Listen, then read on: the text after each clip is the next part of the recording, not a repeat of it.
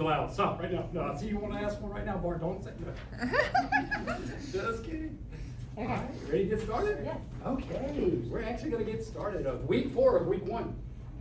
I don't even know how you'd say that. Okay, here's what we're going to do. This is called the name theology, is what we're talking about, and where it really was birthed with us. The first time I heard this was probably 20, 25, 30 years ago. 20, 25 years. It was from Chuck Missler. And Chuck Missler used to always quip. What was his quip about? Don't take. Yeah, it's basically don't take the Lord's name in vain. Has nothing to do with language. You know, Yeah. They didn't say it like that. I think that's more the way Heiser says it now. So what we're basing this on is some comments that Heiser has made about this subject now, which is more recent to us. But this really was more of a Chuck Missler thing. It was I remember the first time I heard that, I thought, oh, I've never heard that before. Yeah. So anyway, so it dates back a long time in our mindset. Well, But- like Wes and Melissa appreciate this. So many things that we say now and continue to learn. We go back and say, Heiser used to say that, remember? You know, he was, I mean, Missler used to say Chuck that. Missler, He yeah. was like ahead of his time. He was very, very in depth. Chuck Missler was way ahead of his time. Yeah. A very unique, interesting tool of God. And Yes. we are very much worse off when he passed away. Yes. neat man. Yes. Anyway, It's all audio and video. yeah, and he just, Cassette tapes. 6640. DVDs. To this day, my sons can, all 3 of my boys can immediately do the 6640. I can't do it. It's a real quick, fast. Oh, let's pace. see if any McLeese can do Can it. McLeese do the 6640? I know Wes can. You They're- remember the beginning to his 66 podcast? 66 books about 40 hours. Yeah, we now discovered it's an integrated business from outside our time to me. And anyway, my boys, I just mentioned Chuck Missler, they all blurred that out because I forced them to listen to all that, because when I was driving, I was always listening to this podcast. So anyway. Yep. But yeah, all right, let's keep going here. So that's where this kind of came from. We're going to skip review number 2, because that's the one thing we've actually done in here about 3 times, because every time we get started, we start with our review and then stop. So we're going to go to Roman number 4 and pick up with the introduction, coming of age. Well, I will say this one thing about the review part. That's where we looked at C.S. Lewis, and we looked at the confusion in the scene where it's the Beavers. This is funny. I got to tell them about Carson, our niece, who just Oh. came in for just a few hours Thursday.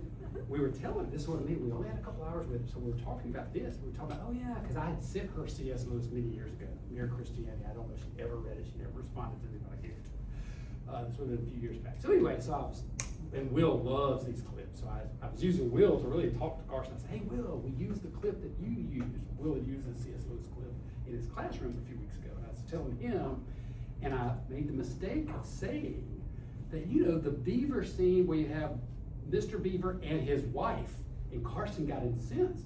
Not in a mean way. She goes, don't call her his wife. I'm like, how does she know what I'm That's a talking name. about? She has a And name. then we were like, what's her name? She has a name. Don't call her his wife. She has a name. First of all, she's a little bit of a feminist anyway. So I just thought it was coming You're from her. recording that. Yeah, it's funny. We'll still think this is funny. Yeah. She says, don't call it as a name. Anyway, she's an actress, and she, what was it? She played. She played Mrs. Beaver. They did the language. They order did, that's what it was. She did the in her language. little young actors growing up. And I just thought that was so funny. And she was Mrs. Beaver. Mrs. Beaver, it's not his husband. So we weren't supposed to She say has his a name, wife. so I thought that's She has a pretty- name, Mrs. Beaver. Just look how God does things. So we're bringing up this, and she had played that character. How It's weird is that? great. But anyway, I just think that's just God doing weird things, probably. Yep. Okay, Okay. so the point is that scene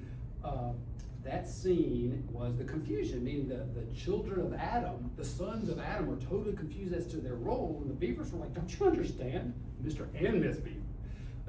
Don't you understand that you have a role? And they didn't. They completely. And anyway, so we're talking about that.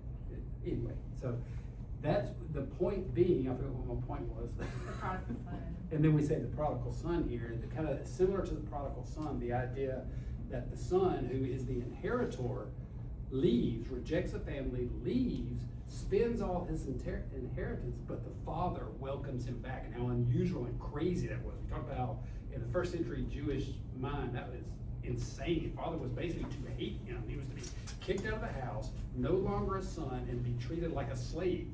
That's why the prodigal son said, maybe my father's servants have it better there. Maybe he'll treat me like that. And when the prodigal son, we read this week. Yeah. When the prodigal son shows back up, what does he say? I no longer deserve to be in your family. I'll work as a slave. Make me your or slave. servant. And then he Yeah. goes through all that, and of course, what does the father's son say? Oh no, he kills the fatted calf, he gives him the ring, and puts the cloak on him, and says, my son who was dead is now alive. And then you look at the older son, and the older son said, whoa, wait a minute, whoa, I've always been here for you. What are you doing with him? And anyway, the dialogue was just beautiful. And I forgot what my point was, other than this. That was it. Okay, so we're gonna use that a little bit later. We're gonna talk about the coming of age now. Yeah. In the Jewish worldview, this is a modern bar mitzvah, but we're gonna go back to what it meant around the first century. The modern idea of bar mitzvah is not the same thing as what it meant in the first century. So if you Google bar mitzvah now, you're gonna get more of what you're about to see, which is basically Judaism was reinvented with the various councils that happened after 70 AD because they had no temple anymore. So the whole Judaism was built around the sacrificial system at the temple. So when there is no longer a temple, and you cannot, no longer a priesthood, no longer a temple, and you can no longer do what the Old Testament required of them in their minds, they had to reinvent Judaism. We call this, what's the phrase called? They call it, that's just the writing, the mission, anyway. So they basically reinvented it around the Torah, around the Ten Commandments, the keeping of those commandments, and part of this whole bar mitzvah idea is part of the reinventing of it since they had no temple. So this is the flavor of it, basically. Yeah, just give you a little idea. Welcome to the Bar Mitzvah of Idan and Shiro. We're here at the Chabad Israeli Community Center. It's the day before Rosh Chodesh Elul, the last day of the Jewish year, preparing for Rosh Hashanah. And it's a big simcha to come here to celebrate with Idan and his family, that he's becoming a Bar Mitzvah, he's becoming of age to be obligated in Torah and Mitzvah. See, that's the key. What it means now, what they tell their children is it's the coming of age of the child. That's why I was mentioning the prodigal son. We'll come back to that. The coming of age of the child for his commitment to Torah, to the commandments. But that's not what it originally meant. And it was such a beautiful ceremony. He read from the Torah, he said the brachot on the Torah, and it's a big simcha, and the family should have many, many more simchot and many more celebrations together with all of Klal Yisrael. So the Bar Mitzvah is a very important ceremony for every Jewish boy. It's very interesting. He's becoming 13 years old. So why are we celebrating not at 12, not at 14, but specifically at 13 years old? Because what happens when he turns 13, he becomes obligated in Torah and Mitzvot to learn. Think of that. Under the more modernized version, he becomes obligated to the Torah. But we're going to tell you that that's not what he was becoming obligated to not exclusively, in the New Testament, Jesus' time and before. And that's why the prodigal son was responding the way he did. Torah and to perform all of the mitzvot that we as the Jewish people perform. Now it's very interesting. Many people, when they become obligated in something, they don't celebrate. Celebration, we think of a vacation, a time away to be free. So why is it that here the whole family gets together, Idan, he is becoming obligated in Torah to putting on tefillin, talit, to pray, to read from the Torah, to say a bracha on food. What are we celebrating? Because this is the secret to the Jewish approach. We celebrate purpose in life. When a bar mitzvah boy becomes 13, we're celebrating that now life has more of a purpose. God put us on this world to learn Torah and to do mitzvot. So they're celebrating the purpose of life, that he's committing to the Torah and to the commandments. Okay. Now he's 13. He can do it ad mea v'esrim, until 120 years. So we all come together, we want to celebrate that now life has more meaning, life has more purpose. We can live a life the way that God wanted us to live. And so therefore we come to celebrate not obligation, but opportunities, the privilege to be a Jewish adult that learns Torah and performs mitzvot. So we should have lots of mazal and smachot, and we should all celebrate many more bar mitzvahs until the coming of Mashiach, and then we'll have all the celebrations we can ever do. Amen. Okay. That's, all right, we'll stop right there for right now. That just kind of gives you a little taste of what the modern bar mitzvah is. Now, you want to read that real quick? Yeah. So this is from Wikipedia, post first century temple, no temple, excuse me. Thus, bar mitzvah and bat mitzvah literally means son of the commandment or daughter of the commandment, respectively. However, in rabbinical usage, the word bar means under the category of or subject to. So the idea is that he becomes subject to the commandments at 13 and subject to the Torah. Keep going. That's it. Okay, but bar mitzvah before the first century was when a son takes on his full responsibility of his father and family, and the son can now inherit in the father's estate. That's what it actually meant prior to the destruction of the temple. It is up to the age of 13. In some writings, they would even say that a son is so we think of adoption as someone who's not our biological child. They would use the word as the bar mitzvah was the adoption of the son into the family. Meaning, prior to that, the legal status of a boy prior to 13 and before they were bar mitzvahed was the same as a slave. He was a servant, he was a slave. He had the same legal status, the same authority within the family as the servants in the household. That's why when you think of the prodigal son, that's what's his idea is my father's servants are treated far better than what I've destroyed about my own. He already took his inheritance. He wasted his inheritance. He's now been, in his mind, kicked out of the family. He has rejected his father. He has left the family. But if I go back, maybe my father will treat me like this. I can regain the status I had before my bar mitzvah. I can just be a servant again, and that's better than what I've done to my wife. That's what's going on in his mind because he was adopted into the family at 13. He was given the right to inherit at 13 and the responsibilities of his family, and he turned his back on him. So that's what's going on in the story, the good stuff. The prodigal son is that's the background to what that means. Then we won't stop right now. I find it fascinating, the older son, what that means.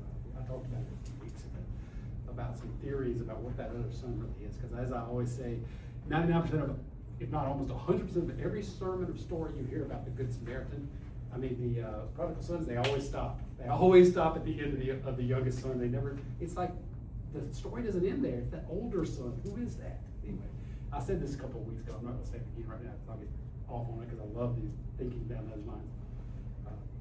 I would argue it's two parts of God's family. But anyway, okay, I'm not gonna say anymore. I said it 2 weeks ago. Everybody else here heard that. Okay. Okay. Let's go on to the next bit. Oh well, let me say this. It says after the bar mitzvah, what happens is the son now bears the father's name. So the son is adopted into the family, and the son now bears the father's name. That's the concept of a first century bar mitzvah. 2, 1. Oh. Academy Sports. Our daughter just bought her first house. All by herself.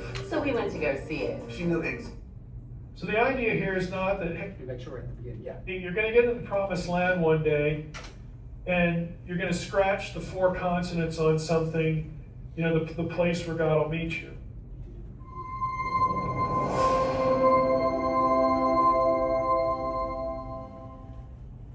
Now this is in Hebrew, but I just want you to get I'll give you the verse references. Exodus 34, verses 6 and 7. This is the cleft of the rock episode with Moses. It says, the Lord passed by before his face, before Moses' face, and he called Yahweh, Yahweh, okay, the Lord, El, there's God. There's our 3 deity names. You know, God, you know, merciful and gracious and so on and so forth, long-suffering. It's Yahweh, Yahweh, El. The other place where this happens is Psalm 68, where if you look at the colors, you have Ha'el, okay, God of our salvation.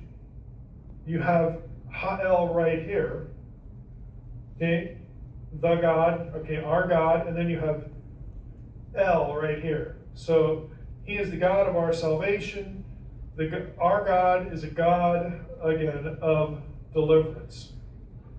So, isn't it kind of interesting that if you took those two and you showed them to a Jew, it's like, yeah, El, God, it's the same thing, who cares?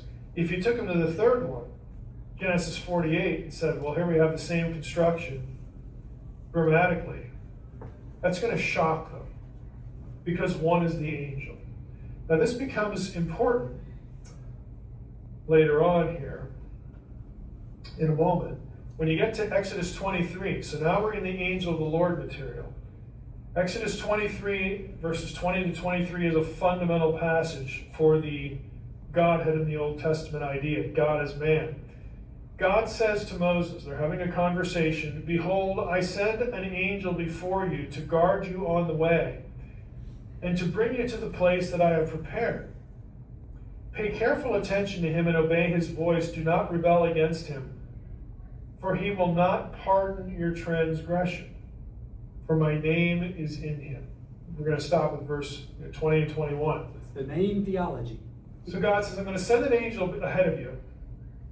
You better listen to him because he won't pardon your transgressions. Which of course raises the question the Pharisees have later when Jesus forgives someone of their sins. He says, well, who can forgive sins but God only? Precisely. I like that. Paul says just let this sink in. So you remember in the New Testament where he forgives the sin of the person that was lowered in the roof, the crippled. He first says, your sins are forgiven. And then the Pharisee, he reads the minds of the Pharisees, which, by the way, Dallas Jenkins does a beautiful job dramatically showing this. But he actually reads the mind. He says he knows what they were thinking, and he repeats what the Pharisees that were watching were thinking. He says, so you will know that the Son of Man has the right to forgive sins. The right to forgive sins. Well, first he says, which one's easier, to tell him to stand up and walk or to forgive his sins? But so you'll know, so then he heals him. And it's just fascinating because, like he said, I like the way Heiser puts it that way. He goes, that's the point. That's exactly why the angel of the Lord, that's why that little statement in there, he won't forgive your transgressions. Exactly right. Only one deity can forgive your transgressions. So watch The Chosen. Plug for The Chosen. Thank you. Well, here you have an angel that can do that. Why? What makes him different? My name, God says, my name is in him. Now that sounds odd to our ear, but to a Jew, this is significant. Even today, Jews will, if you're really a serious Jew, you will not pronounce the name of God. What you will do is you'll use a circumlocution, a substitute. Now, when I was in grad school, I'm in the Hebrew Studies department at Wisconsin. Most of our professors didn't care if we said Yahweh in class. There was one, though, who did. And he told us on the first day, he said, look, when we're reading text in here, when you encounter the divine name, you have two options. You either say Adonai, which means Lord, or you say Hashem, which means the name. The name is a way of referring to God himself, still in the Jewish community and back in the Hebrew Bible. So when God says to Moses, look, you better pay attention to this angel and listen to him because my name is in him, it's a way of saying, I'm in him. You're going to see this angel leading you on the way to the promised land. That's me in human form. I'm in him. My name is in him. We see this in a variety of passages. We can't, go to them all. If you did the reading for today in the chapters in Unseen Realm, you get all the references. Where the name of the Lord is talked about, again, interchanged with God, or talked about anthropomorphized, coming from afar, his lips full of fury. The name of the Lord comes from afar and he's angry. Again, this anthropomorphic terminology of the name. Let's go to Deuteronomy 12, 4 and 11. I have a few of these references in here. We'll hit them as quickly as we can. This language is familiar from Deuteronomy. You shall not worship the Lord your God in that way, in context, the way they were doing, making their own places of worship. But you shall seek the place that the Lord your God will choose out of all your tribes to put his name and make his habitation there. I'm pausing because that's where he's going. That's the trick. Not the trick, that's the point, is that where God puts his name is where he physically resides. And so he's saying, go to the mountain, I'm gonna show you which one, I'm gonna put my name there, and then as he goes on, that's where the temple will be built and the Ark of the Covenant. And who sits between the cherubim? It's the presence of God. So we'll be good. So the idea here is not that, hey, you're going to get to the promised land one day and you're going to scratch the 4 consonants on something, the place where God will meet you. It's a reference to eventually building the temple. And in temple descriptions, you don't have 4 consonants scratched on anything. What you do have is you have the presence of God dwelling in that place. Look at the verse.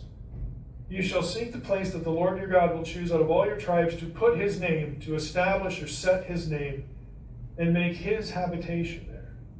The name, God saying, I'm going to put my name there means I'm going to live there. It's going to be my habitation. So the name is another way to refer to God. You see a lot of this in Deuteronomy. Again, there are other passages.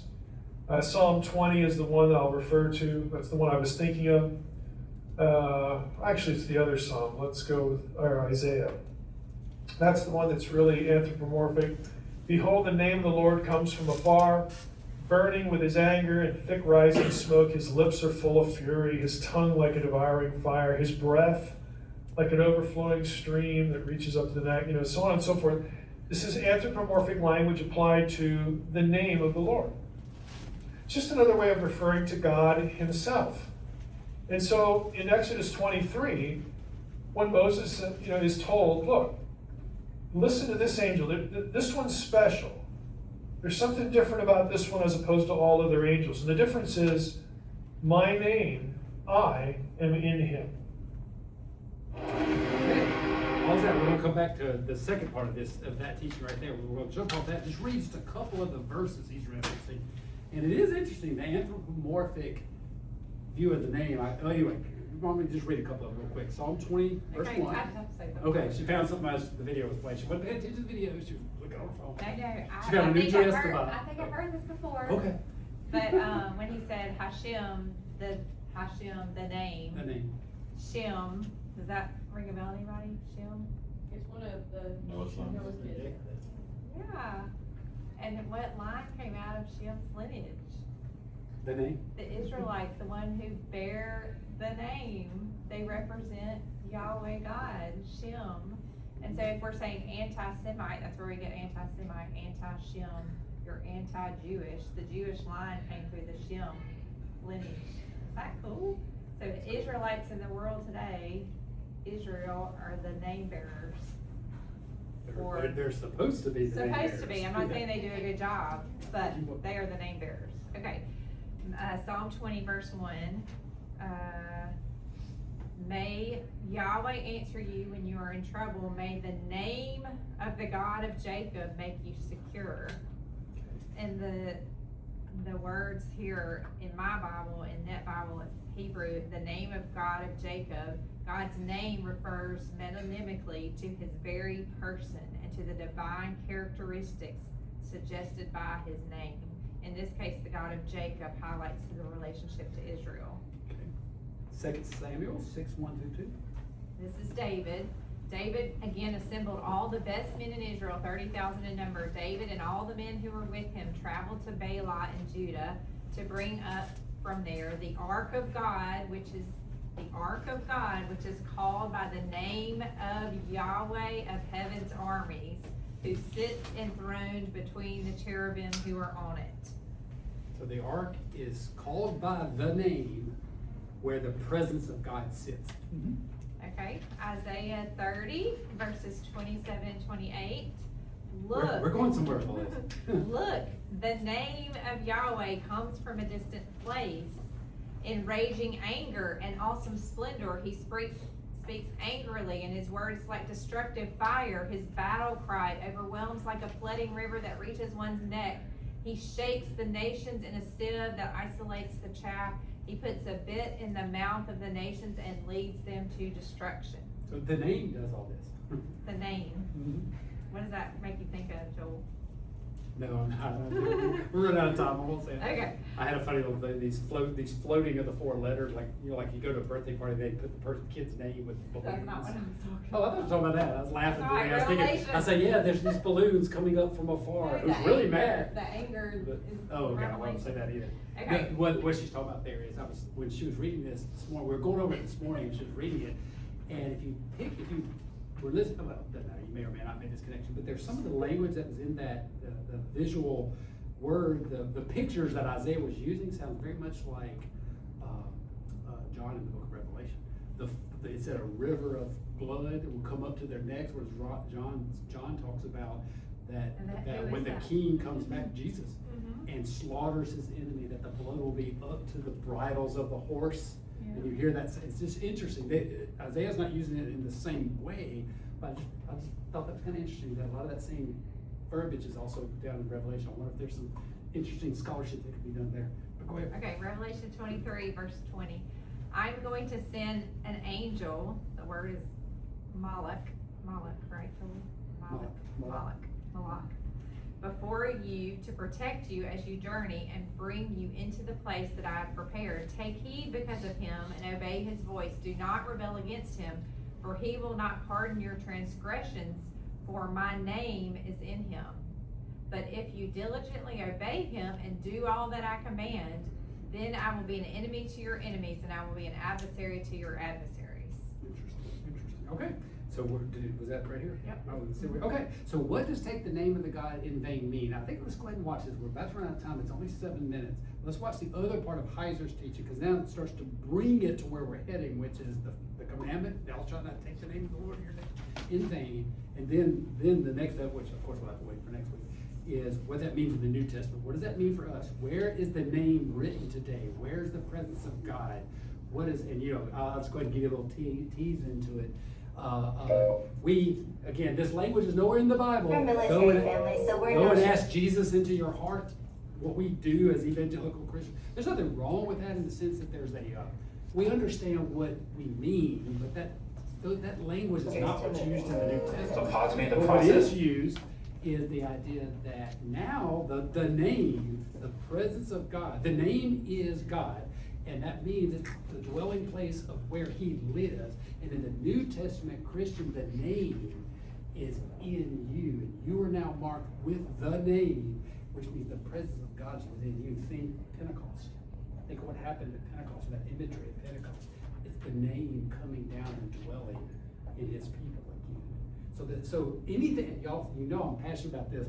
New Testament, I didn't mean to do all We this, have Mary. time. I'm gonna be quick, then we'll listen to this real Video fast. type thing. Yes, we did. Yes, we did. 5 minutes. All right, we'll watch it real quick and then go on that. We'll replay part of it next.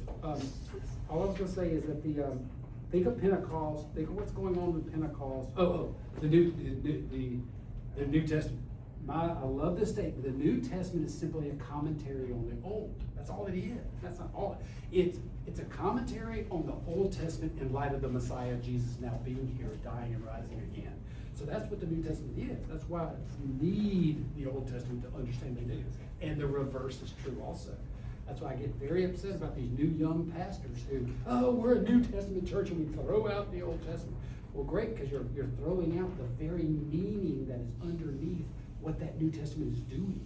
And that includes why those flames were floating there at Pentecost, and the name is residing on them. Anyway, let's go. She didn't want to say it, but you kind of need this. I know, it's 9 minutes and it's already 10:11.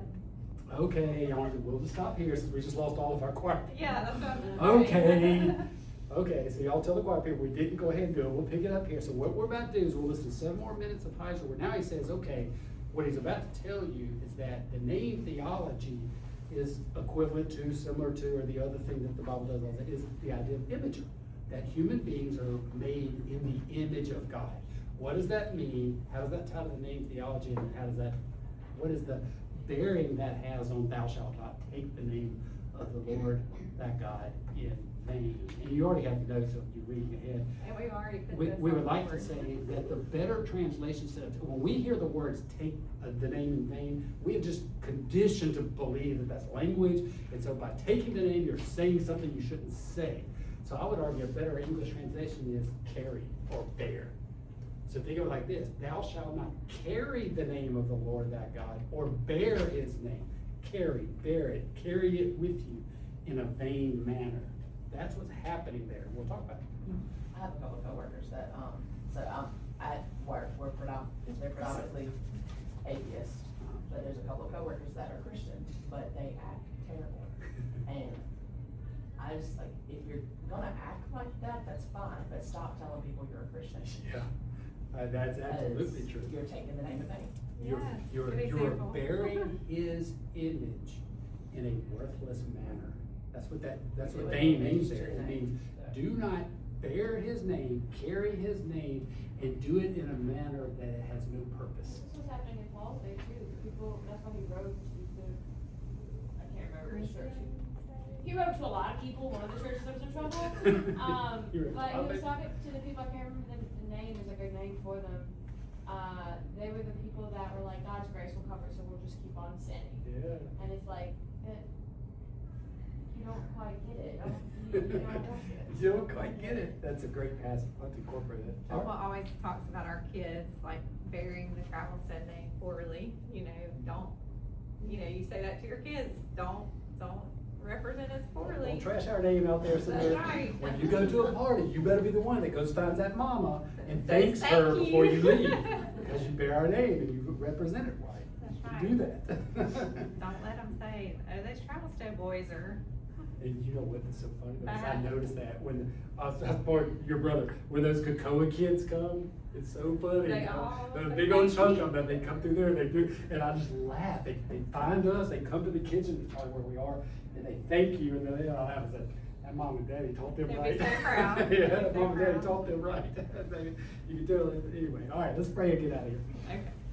Dear Lord, thank you so much for, showing us such great things in your word. Lord, help us to represent your name, bear your name, with care in the world today. Lord, help us to have our eyes open to ways we can engage the culture around us this week. Thank you for welcoming us as your prodigal children back into the family, adopting us back into your family, Lord, with the great inheritance that you gift us with in your Son, in Jesus Christ. Thank you. Amen. Amen. All right, we'll pick up there and turn it into the New Testament. All right.